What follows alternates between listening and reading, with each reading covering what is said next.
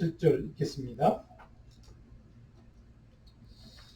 그러므로 내가 이것을 말하며 주 안에서 증언하노니 이제부터 너희는 이방인이 그 마음에 험한 것으로 행함같이 행하지 말라. 그들의 주님이 어두워지고 그들 가운데 있는 무시함과 그들의 마음이 굳어짐으로 말미암아 하나님의 진노에서 떠나니라. 그들이 감각 없는 자가 되어 자신을 방탕에 방임하여 모든 더러운 것을 욕심으로 행하되 오직 너희는 그리스도를 그같이 배우지 아니하느니라. 진리가 예수 안에 있는 것 같이 너희가 참으로 그에게서 듣고 또한 그 안에서 가르침을 받았을진데 너희는 여기 욕심을 따라 떨어져가는 구습을 따르는 옛사람을 벗어버리고 오직 너희의 심령이 새롭게 되어 하나님을 따라 그와 진리의 거룩함으로 지으심을 받은 새 사람을 얻으라. 그런즉 거짓을 버리고 각각 그 이웃과 더불어 참된 것을 말하라. 이는 우리가 서로 지체가 됩니다. 눈을 떼고 저를 잊지 말며 해가 지도록 꿈을 끊지 말고 마귀에게 틈을 주지 말라. 도둑질하는 자들은 다시 도둑질하지 말고 도둑질하는 자에게 도둑질하지 말고 자기 힘으로 수고하여 선한 일을 하라. 무릇 더러운 말은 너희 입 밖에도 내지 말고 오직 덕을 세우는 데 사용되는 대로 선한 말을 하여 듣는 자들에게 은혜를 끼치게 하라. 하나님의 성령을 근심하게 하지 말라. 그 안에서 너희가 구원의 날까지 인치심을 당하느니라. 너희는 모든 악독과 노함과 분냉과 떠드는 것과 비방하는 것을 모든 악의와 함께 버리고 서로 친절하게 하며 불쌍히 여기며 서로 용서를 하나님이 그리스도 안에서 너희를 용서하신 것 같이 하라. 아멘.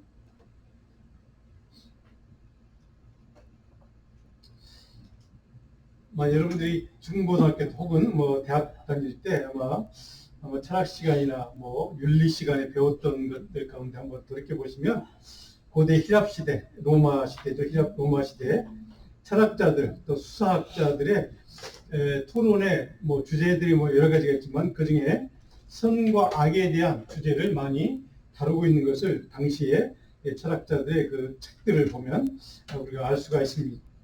이 선과 악의 주제가 굉장히 그들에게는 중요했던 것 같습니다.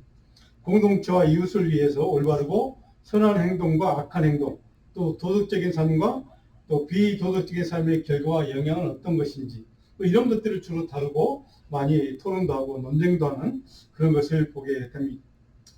자신이 속한 사회나 어떤 공동체의 공적인 선을 위해서 기여하는 삶을 살아갈 수 있는 길, 방법, 또 자신의 그런 삶을 통해서 자기의 사회적인 명예나 어떤 명성을 높이고 이웃에게 유익을 주는 선한 행동은 무엇일까? 이런 것들을 주제로 굉장히 논쟁을 많이 하고 또 토론을 하는 것을 보게 됩니다. 또 그뿐만 아니라 반대로 선한 행동을 가로막는 악한 그러한 것들은 또 무엇이 있는지, 또 우리가 피해야 될 나쁘고 악한 성품 이런 것들을 이제 무엇인지를 다루고 그에 대한 토론을 하는 것. 그런데 이런 주제들은 당시에 히랍 로마 시대뿐만 아니라 물론 지금도 그런 주제들을 다루는 이제 그런 철학 주제이기도 하지만 성경을 보면 우리가 특별히 신약 성경을 보면 예수를 믿는 하나님의 사람이 품어야 될 올바른 선한 성품, 또 이웃과 세상을 위해서 유익을 끼치는 올바른 윤리적인 삶의 가치, 또 행동 원칙은 무엇인지를 가르쳐주는 말씀이 좀 성경에 보면 여러 군데 기록되어 있습니다. 자, 그런까지 우리 크리스찬들에게, 우리 성도들에게 신앙생활에 이웃과 공동체를 위해서 성경적으로 어떤 것이 성경적인 어떤 가치와 기준에 맞는 윤리적인 또 도덕적인 그런 삶인가를 우리가 성경적으로 가르치고 또 배우고 깨닫는 것은 참 중요한 문제이기도 합니다. 자, 그런데 지금 우리가 살아가는 이 21세기라고 하는 이 시대에 상상하기 어려운 기술 문명과 문화가 발전한 이 시대를 살아가는 대부분의 세상 사람들 그리고 많은 크리스찬들의 삶은 어떤가? 멀리 갈 것 없이 나 자신의 삶은 어떤가? 공동체 또 사회의 공공의 선, 공동의 이익을 위해서 이웃 사람들에게 또 세상을 향해서 정말 올바르고 유익을 끼치는 그런 윤리적인 또 도덕적인 삶의 행동이나 가치나 원칙에 대해서 별로 관심이 없는 시대를 우리는 살아가고 있습니다. 그거보다는 어떻게 하면 남보다 더 많은 힘을 갖고 또 권력을 갖고 또 높은 명예를 얻어서 성공하는 인생을 살 것인가 하는 방법에 대해서만 사람들이 관심이 있습니다.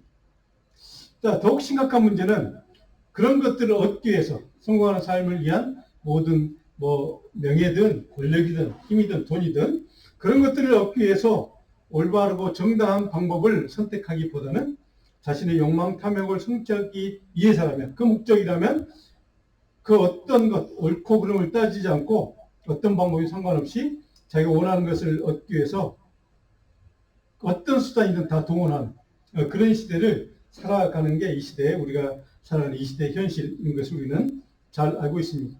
그러니까 그런 삶의 가치관이 그런 가치관을 뭉쳐서 똘똘 뭉쳐서 살아가는 사람들이 이 세상에 많은 사람들이 그렇게 살아간다는 것이죠.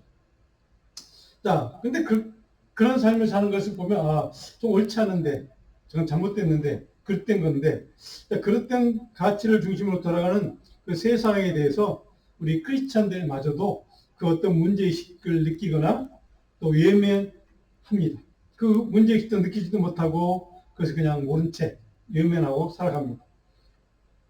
한 발 더 나아가서 세상 사람들의 그런 삶의 방식, 그것을 우리도 쫓아갑니다. 예수 믿는 삶을 살면서도 그런 삶을 나도 모르게 쫓아가고 따라가고 그렇게 순응하면서 살아가는 내 자신의 모습을 우리는 좀 가끔 가다가 돌아보면 발견하게 됩니다. 이것이 우리의 삶의 현실이라는 것이죠. 자, 그런데 우리 주님의 복음의 메시지, 바울사도의 가르침 권면의 핵심 주제는 우리가 크리스찬으로, 그리스도인으로, 예수의 제자로 살아가는 그런 삶을 살아가는 이 땅의 삶을 사는 동안 올바른 가치, 올바른 행동을 선택하는 기준은 반드시 그리스도 안에 갇혀 사는 사람답게 하나님의 가치 기준과 원칙에 따라서, 다른 말로 하면 성경에 합당한 기준에 따라 선택하는 것이 가장 우리 성도의 사명인 것을, 의미인 것을 우리는 성경을 통해 배우게 됩니다. 물론 크리스찬들로 하여금 그런 삶을 살게 하는, 그런 삶이 가능하게 하는 힘은 우리가 잘 아는 것처럼 예수 그리스도의 십자가의 보혈의 능력과 은혜밖에 없습니다. 그런 삶을 살게 하는 원동력은 주님의 보혈의 능력과 은혜가 우리에게 임했기 때문에 그런 삶을 살 수 있게 된다는 뜻이죠. 자, 그런 관점에서 이 핑크라는 목사님이 쓴 책을 보면 이 설교 내용 가운데 이런 글귀가 있습니다. 한번 읽어볼까요? 죽음의 순간에 가장 중요한 것은 이것이다. 나의 죄가 그리스도의 피로 씻겨졌는가. 나의 죄가 그리스도의 피로 씻겨졌는가가 우리 크리스찬들의 삶의 윤리적인 선택의 가장 중요한 기준이 된다는 것이죠. 예수 그리스도의 보혈의 능력을 입고 살아가는 사람은 바로 세상 사람들과 우리 이웃 사람들을 위해서 유익한 덕을 끼치는 그러한 삶을 선택할 수 있고 그런 삶을 살아가는 것이 우리 크리스찬의 사명이라는 뜻이기도 합니다. 자, 그렇다면 이처럼 십자가의 보혈의 은혜를 통로로 우리가 복음의 은혜를 입은 하나님의 사람, 그리스도 안에 갇혀 사는 믿음으로 살아가는 저와 여러분들이 세상 사람들에게 유익을 끼치고 또 선한 영향을 주는 하나님의 일꾼으로, 하나님의 사명을 받은 자로 소명을 위해서 살아가는 하나님의 사람으로 새 사람을 입고 또 변화된 삶을 통해서 우리가 온전한 삶을 이루는 삶이 어떻게 가능할까? 동시에 복음의 증인의 삶을 살기 위해서 우리에게는 어떤 성경적인 영적인 가치를 품고 우리는 살아가야 하는가? 이것을 오늘 말씀을 통해 한 두 가지 정도 살펴보려고 합니다. 그런데 중요한 것은 오늘 성경 말씀을 보면 우리가 쭉 다 읽었지만 먼저 우리는 예수 그리스도를 믿기 전에, 보혈의 은혜를 입기 전에, 그리스도 안에 갇혀 살기 이전에 과거 우리의 삶의 본질적인 모습은 어떤 것인가 하는 것을 바울은 먼저 우리에게 정확하게 지적을 해주고 자기가 하고 싶은 말을 이어갑니다. 자, 17절로 20절에 보면 이런 말씀이 기록되어 있죠. 17절에 보니까 그러므로 이제부터 너희는 이방인이 그 마음에 허망한 것으로 행함같이 행하지 말라. 우리의 과거의 삶은 이방인, 영적인 이방인의 삶이었다는 겁니다. 그러나 이방인들의 삶의 그런 그 모습을 보면 가장 중요한 특징이 뭐냐? 허망한 것을 추구하는 삶을 산다는 것이죠. 허망한 것. 유익이 되지 못하는 것, 헛된 것, 가치가 없는 것, 이런 것들을 추구하는 삶을 살았던 게 바로 우리가 예수 믿기 전에, 보혈의 은혜를 입기 전에 그렇게 살아왔다 하는 것을 말씀하고 있습니다. 자, 허망한 것을 추구하는 삶의 특징은 뭘까? 하나님의 시각에서 보면, 복음이라는 관점에서 보면 정말로 하나님이 아무런 관심도 없는, 하나님이 중요하게 생각하지 않은 그런 무가치한 헛된 것들을 위해서 살아가는 삶. 자, 다시 말해서 하나님의 형상에 따라 지음받은 하나님께 속한 하나님의 사람의 삶이 아니라 아무런 가치가 없는, 하나님과 상관없는 그런 흙으로 돌아가는 그런 덧없는, 열매가 없는 그런 삶을, 무익한 삶을 살아가는 것을 이렇게 표현을 했습니다. 다른 말로 하면, 성경적인 용어로 표현하면 하나님 나라의 진리나 하나님의 생명, 또 하나님의 긍휼과 사랑과 은혜의 세계를 전혀 모르는 채 죽어가는 존재로 살아왔다는 것입니다. 이것이 바로 허망한 것을 쫓는 삶이었다라고 바울은 표현합니다. 자, 그럼 우리가 예수 믿기 전에, 그리스도의 보혈의 능력과 은혜를 잊기 전에 우리가 그렇게 살게 된 근본 이유는 뭘까? 18절에 보니까 이것 때문이라고 얘기합니다. 그들의 마음이 굳어짐으로 말미암아, 마음이 굳어져서, 그리고 하나님의 생명에서 떠나 있었기 때문에. 자, 이렇게 표현합니다. 자, 마음이 굳어졌다. 하나님의 호흡, 하나님의 생기, 하나님의 영이 우리 가운데 없던 상태, 사라진 상태. 그리고 하나님 나라의 진리와 복음의 진리를 전혀 보지도 못하고 깨닫지 못하는 상태를 뜻합니다. 그래서 영적인 소경과 같은 상태, 또 영적인 무감각 상태, 영적으로 죽은 상태를 이렇게 표현합니다. 우리는 그렇게 살아왔다는 것이죠. 바로 그런 사람의 삶을 한마디로 이렇게 정의합니다. 하나님의 생명에서 떠났던 존재. 자, 우리가 그렇게 살아온 존재였다는 것을 바울은 먼저 얘기합니다.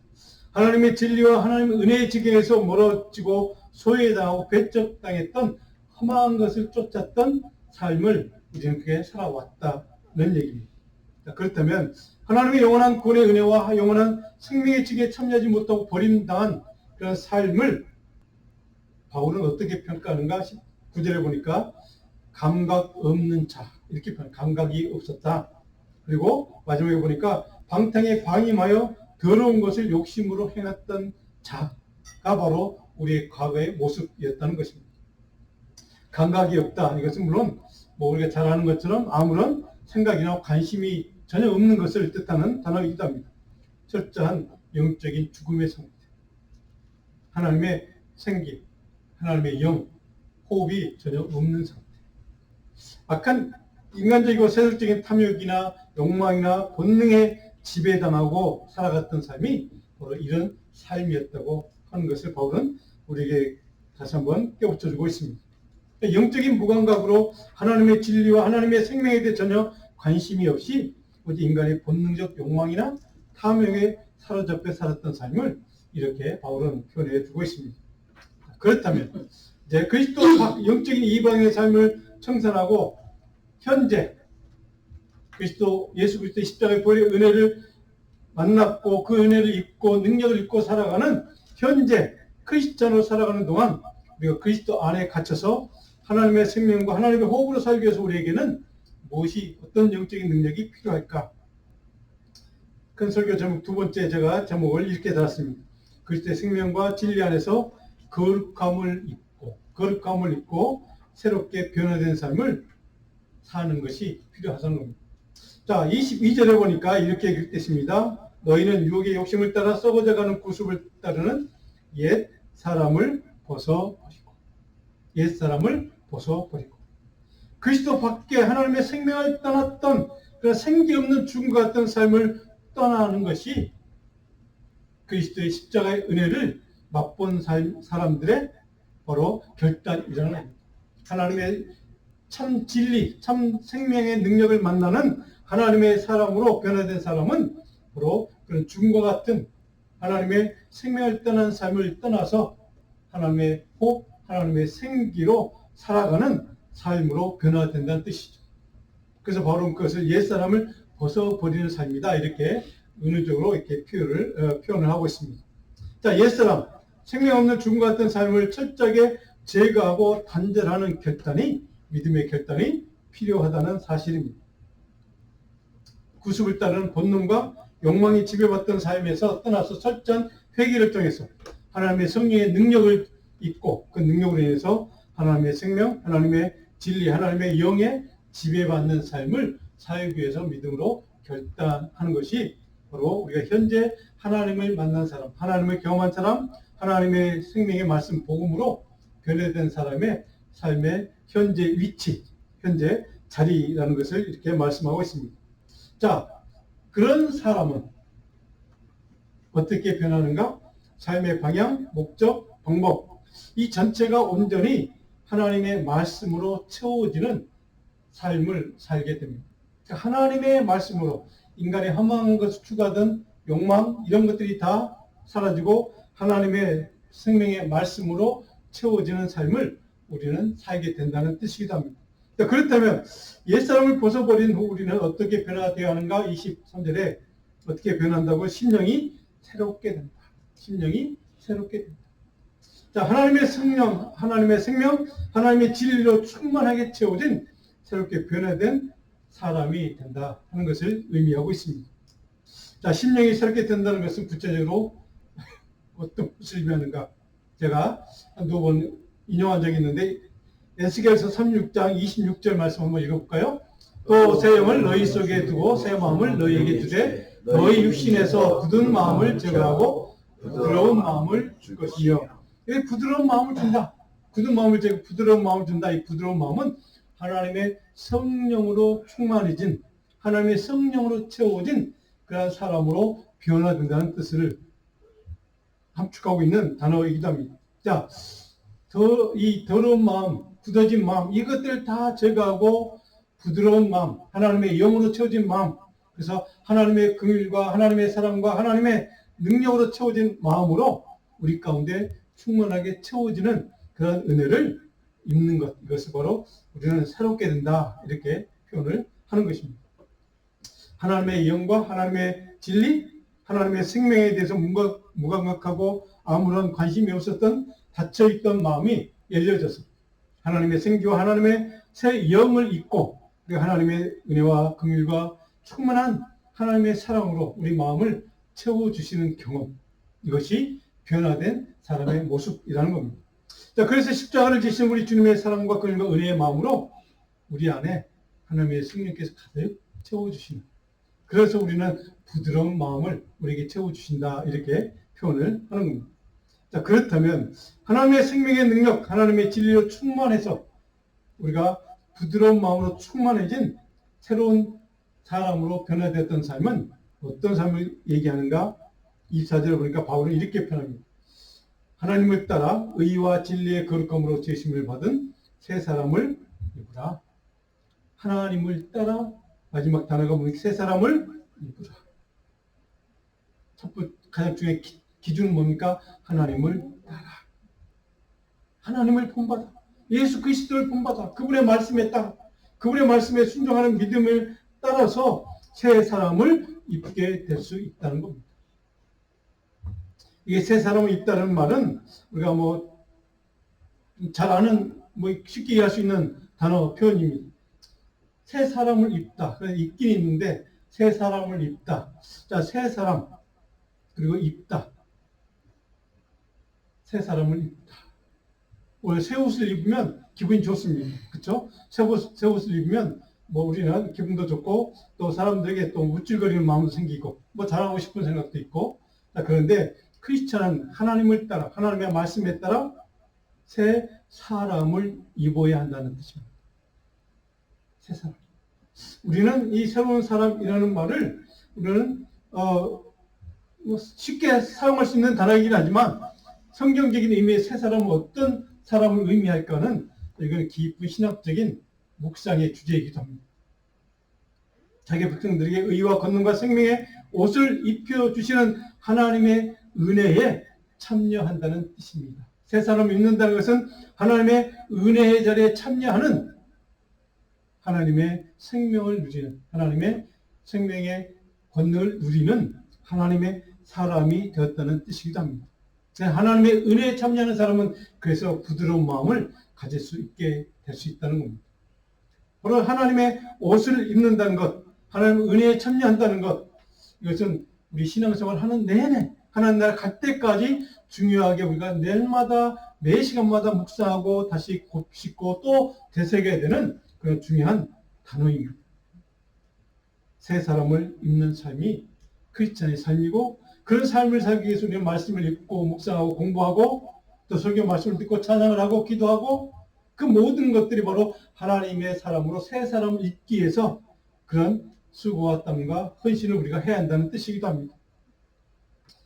이 말은 주님이 다시 오시는 그때, 그 순간을 향해서 우리가 소망을 품고 하나님의 사람으로 영적인, 윤리적인 그런 변화를 거듭거듭 하는 삶을 뜻하는 단어이기도 합니다. 날마다 변해야 한다는 것이죠. 새 사람을 입는다는 것에서 우리는 날마다 주 안에서 하나님의 말씀을 중심으로 새로운 하나님의 사람으로 변해가는 그런 과정을 거듭거듭, 그래서 우리는 그것을 성화라고 얘기합니다. 바로 이것이 크리스찬들에게 중요한 그러한 영적인, 신앙적인 묵상의 주제이기도 합니다. 자, 그렇다면 우리가 어떻게 변할까? 어떻게 새 사람을 입을 것인가? 새 사람을 입는다는 건 어떤 삶을 얘기하는가? 하나님에 대한 온전한 신뢰를 바탕으로 합니다. 그래서 하나님을 따라 이렇게 표현한 겁니다. 하나님의 능력과 은혜를 입는다는 뜻이기도 합니다. 그래야 새 사람을 입을 수 있다는 뜻이기도 합니다. 그리스도 안에 갇혀 살아감으로 인해서 우리가 하나님의 사람다운 긍휼과 은혜의 삶을 살아갈 수 있다는 뜻이기도 합니다. 세상 사람들에게 유익을 끼치는 성경적인 삶의 가치와 행동의 기준을 날마다 그 기준을 통해서 우리가 어떤 것을 결단하든 어떤 것을 결정하든 그 기준을 선택 기준을 삼고 선택하는 삶을 우리 살아간다는 것이 바로 새 사람을 입는 하나님의 사람의 삶의 모습이라고 하는 것입니다. 세상 사람들에게 또 우리 이웃께 하나님 나라를 만들어 세워가기 위해서 하나님의 복음을 위해서 어떤 것이 옳은지 어떤 것이 맞는지를 기준으로 어떤 선택을 하든 그것을 선택하고 그 길을 가는 것, 이것이 새 사람을 옷 입는 사람의 삶의 모습이라고 하는 사실입니다. 한마디로 그리스도와 연합된 삶이라고 우리는 표현합니다. 로마 14장 14절 한번 볼까요? 바울이 이렇게 얘기합니다. 오직 주 예수 그리스도로 옷 입고 정욕을 위하여 육신의 일을 도모하지 말라. 예수 그리스도로 옷을 입고, 이것을 새 사람을 입는다, 이렇게 표현을 한 겁니다. 자, 그리스도 안에 갇혀서 우리가 하나님의 생명의 은혜와 능력으로 충만한 새 옷을 입고 앞으로 우리가 죽는 하나님이 부르시는 그 순간까지 살아가야 될 우리의 남은 미래 시간 동안 어떤 영적인 가치를 우리는 추구하고 살아가야 새 사람을 입는 삶을 사는 것인가? 자, 오늘 결론적으로 설교 때 변화된 거룩한 성도의 삶을 우리는 추구해야 한다는 것을 오늘 말씀은 이 바울서를 통해서 우리는 말씀해 주고 있습니다. 자, 그래서 25절부터 보면 새 사람을 입는 사람은 이렇게 살아간다, 길게 설명합니다. 25절에 거짓을 버리고 참된 것을 말하고, 28절에 다시 도둑질하지 말고 돌이켜 가난한 자에게 구제할 수 있도록 자기 손으로 수고하여 선한 일을 하라. 구제사역을 하는 것이죠. 29절에는 오직 덕을 세우는 대로 소용되는 대로 선한 말을 하여 듣는 자들에게 은혜를 끼치게 하라. 이것이 새 사람을 입는 하나님의 사람의 삶의 모습, 삶의 길, 삶의 우리가 추구해야 될 목적이라는 겁니다. 덕스러운 말로 이웃에게 선한 영향과 하나님의 은혜를 증언하는 도구의 삶을 사는 것이 새 사람을 입고 살아가는 하나님의 사람의 삶의 길이어야 한다는 뜻이기도 합니다. 31절에 보니까 또 이렇게 얘기합니다. 모든 악독과 노함과 분냄과 떠들과 비방하는 것을 모든 악의와 함께, 나쁜 의도, 나쁜 생각과 함께 다 버리고, 이것이 새 사람을 입은 하나님의 사람의 참된 믿음의 길, 신앙의 길, 성화의 길이라고 오늘 바울은 우리에게 가르쳐줍니다. 결국 그리스도 안에 갇혀서 변화된 하나님의 사람으로 살아가는 삶의 궁극적인 목표는 무엇일까? 제가 마지막 적용에 이렇게 결론을 냈습니다. 하나님의 긍휼에 따라 사는 거룩한 하나님의 사람으로, 긍휼에 따라 사는 하나님의 사람으로 살아가는 것. 긍휼에 따라 사는 삶이, 이것이 부드러운 마음을 성령을 통해서 주시는 이유입니다. 우리 안에 하나님의 생명, 하나님의 능력, 하나님의 호흡으로 살게 하시는 이유가 바로 긍휼에 따라 살라는. 사랑하는 성도 여러분, 오늘 이 32절 마지막 절에 보니까 이렇게 돼 있죠. 서로 친절하며 불쌍히 여기며 긍휼히 여기며 이웃 사람들을 긍휼히 여기며 사는 삶을 살아야 한다고 합니다.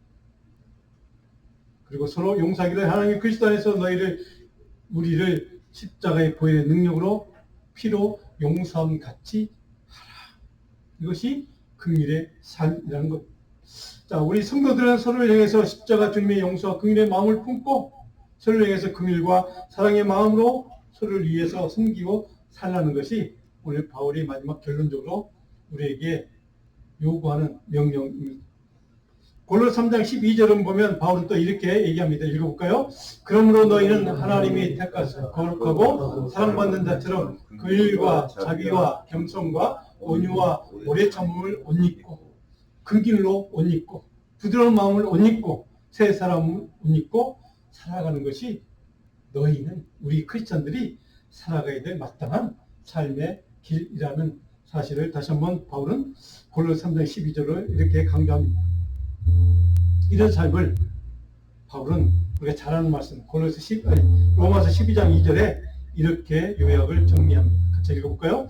너희는 이 세상을 본받지 말고 오직 마음을 새롭게 함으로 변화를 받아 하나님의 선하시고 기뻐하시고 온전하신 뜻이 무엇인지를 분별하도록 하라. 이것이 새 사람을 입는 하나님의 사람의 삶의 길, 오직 마음을 새롭게 합니다. 성령의 능력으로 변화를 받았어. 하나님의 온전하신 뜻이 무엇인지를 분별하고 그 뜻대로 사는 삶을 살라. 이것이 새 사람을 입은 하나님의 사람이 걸어가야 될 삶의 길이고 신앙의 길이고 끝까지 하나님의 도심으로 이런 삶의 길을 가기를 주님은 원하고 있다는 사실입니다. 매 순간 하나님의 선하신 뜻이 드러나도록 날마다 자기 자신의 믿음의 길을 생각을 검증하고 증명하고 점검하고 확증하는 삶을 통해서 새 사람을 입은 자로서 마땅히 하나님의 말씀이 가르친 그 길을 순종하고 따라 사는 것, 이것이 오늘 저와 여러분 우리 자녀들의 삶의 길인 것을 믿고 바로 하나님이 우리에게 입혀주신 새 옷을 입은 사람으로 그렇게 하나님이 신실한 믿음의 종들로 우리가 살아갈 수 있기를 간절히 축복하고 축원합니다. 자, 우리 주님의 뜻은 십자가의 보혈의 능력을 입고 사는 부드러운 마음으로 새 영으로 그래서 긍휼의 삶을 사는 것, 우리가 이것을 기억한다면 주님이 우리에게 왜 새 옷을 입으라고 말씀하셨는가, 왜 우리에게 새 옷을 입는 것이 필요한가 하는 것을 우리는 이해할 수가 있습니다. 하나님의 뜻, 섭리, 그래서 온전히 분별할 줄 아는 복된 하나님의 사람들, 그래서 긍휼의 삶을 살아가는 우리 모두가 되기를 간절히 축복하고 축원합니다. 기도하겠습니다. 주신 하나님,